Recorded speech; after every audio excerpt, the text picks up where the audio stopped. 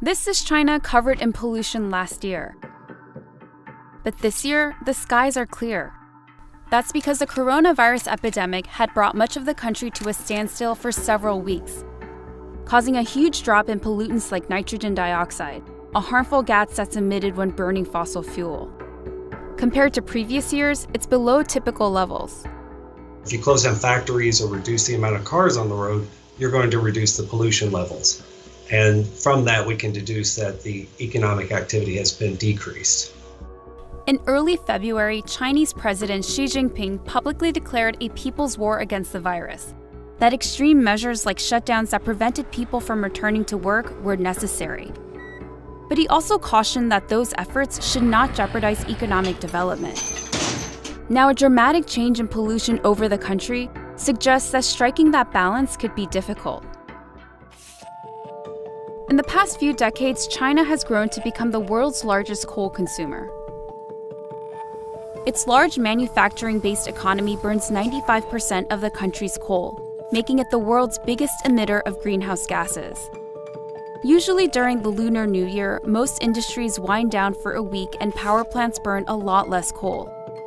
Coal consumption usually rebounds after the week-long break, which means pollution levels pick up too. Because the levels of nitrogen dioxide in China are so high, we can easily detect that from space. This is what Wuhan, the epicenter of the coronavirus, usually looks like after the holiday. The city is a key producer of automobiles, electronics, and heavy machinery.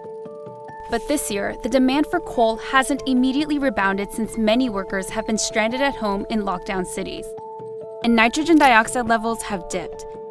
It's not just Wuhan, it's the same when you look at other industrial powerhouses in China. This is what Shandong and Hebei usually look like after the holiday. They're known for churning out everything from textiles and metals to petrochemicals. But this year, they also weren't spared from the impact of the epidemic. While skies were clear in many parts of China, some cities like Beijing are still shrouded in smog. The city has recorded high levels of air pollutants. These fine particles are created during the chemical reaction of gases generated from burning fuel. Heating systems and Beijing's geography can affect this reading. But there's one huge source of pollution that can't be missed. Major steelmakers around the capital don't stop production during the holiday because going offline is costlier than running all year round. So during the city shutdown, some factories continue to produce steel. Li Hongmei is an analyst who tracks the Chinese metal industry. Because of the outbreak, all the normal pattern has been broken. So the construction sites are still in the process of resuming work. That's why there's still consumption slowed down and delayed. Steel inventories are now at record high levels because buyers in the construction industry are demanding less right now. Home sales were already cooling before the virus. Now they're below last year levels. Whenever you're not so sure about your national economy, you're not so sure about your job security, about your income, people definitely will be reducing the expenditure in the investment. In recent days, Xi has been touting efforts to meet economic targets while containing the virus, like heavy stimulus to support banks and tax cuts for small businesses. But analysts say it's not clear whether these measures can help make up for lost ground. Some factories are slowly resuming production. The pollution levels that we're observing from space are beginning to increase, which may indicate that economic activity could be resuming.